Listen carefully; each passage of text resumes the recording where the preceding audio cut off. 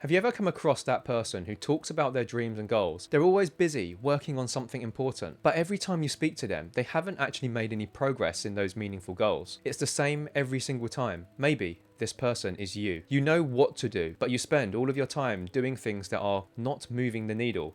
The critical actions you know you need to take. You're constantly distracted. Your attention is on everything other than the key action. You get bogged down with the details that don't actually move you further along. Domain names, camera equipment, software, books. You constantly research better ways to do things when you already have what you need right in front of you. You constantly convince yourself there's a better, more efficient way, deluding yourself into thinking this is progress. But deep down, you know it's not. When you have those conversations, it's a sudden wake-up call that while you're working on your project, you still have nothing to show. You're still in a kind of research mode.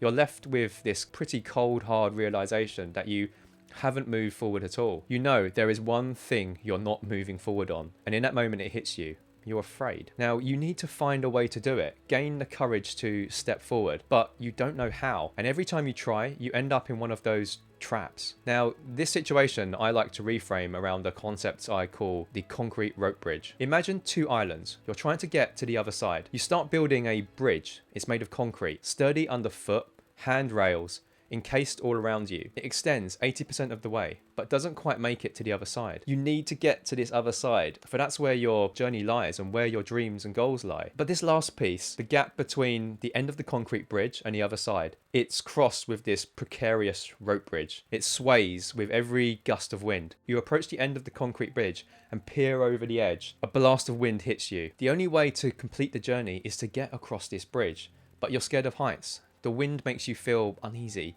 and you're not certain you can do it. You question whether the rope will actually hold you, and you imagine your hands just slipping, and imagine how your body could kind of fall between the three bits of rope. You feel giddy, and it all becomes too much, and you tend to back away from the edge as your heart races. You keep retreating back onto the concrete bridge, where it feels safe. And remember, it feels kind of firm underfoot, covered from the weather. On this bridge, you can run fast, all the way to the other side, 100 feet back, and you feel like you're doing work. You can sweat and feel tired.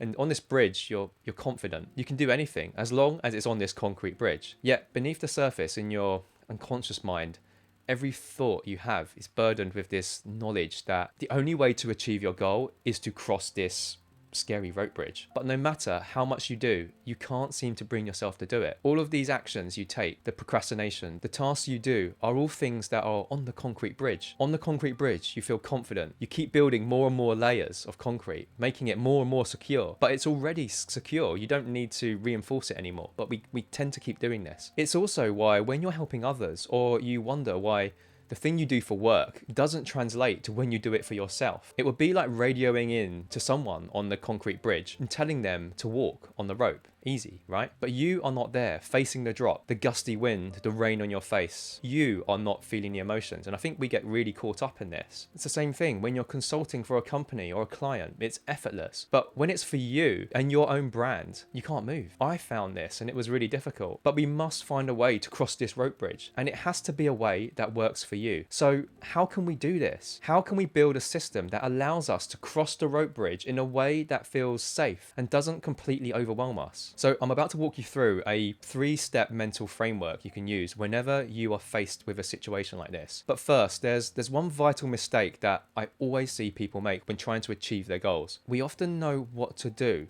We have the instructions and we believe that this is all that's necessary. We then beat ourselves up when we find ourselves not being able to make the progress. And that's why this bridge concept can be quite useful. So just for a moment, picture someone you really care about standing at the edge of this concrete bridge, hands on the rope.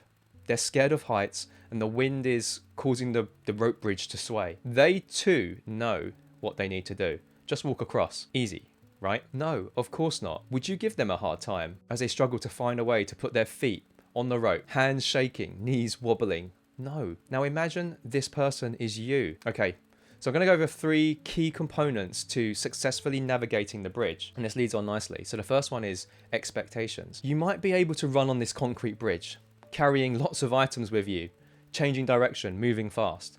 But would you expect someone to have the same ability on the rope bridge?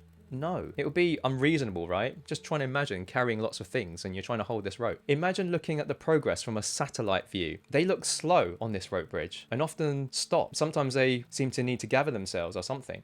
Yet on the concrete bridge, you're moving fast constantly.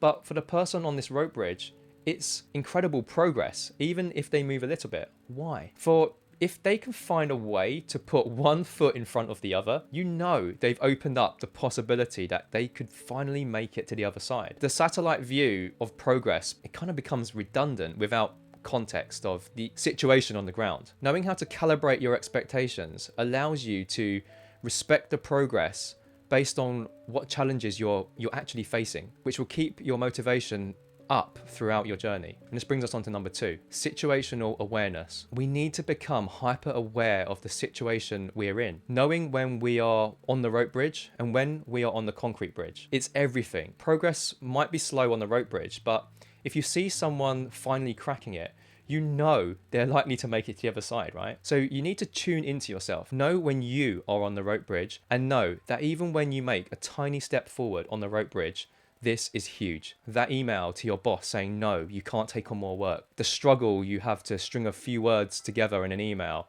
and it takes the whole morning. You know, it's reasonable. The difficult phone call to a client, setting a boundary when they've asked you to do more than you've agreed. Sometimes you're on the rope bridge and this can be a significant step forward. Recognize this.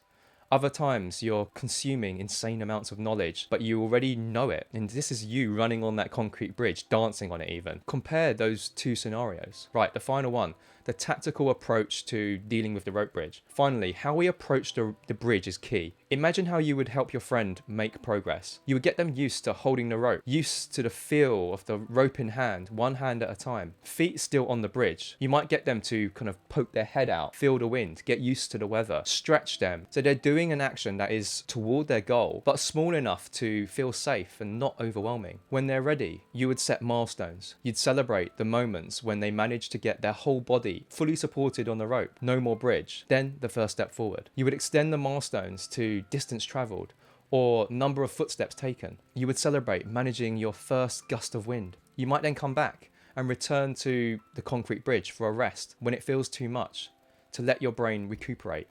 Then tomorrow you can work on your progress. Eventually, and before you know it, you can make it halfway across the bridge without thinking. And if you continue, you'll eventually make it to the other side. Now you can follow a similar approach with your projects and side businesses. Create mini exercises or tasks that represent those exercises of getting a feel for the rope. Rather than try and make that viral video, think about your first few words on the page. Rather than complete a marathon, think about taking a few steps outside for a few minutes and building up from there. That's the end of this video. If you liked it, subscribe for more.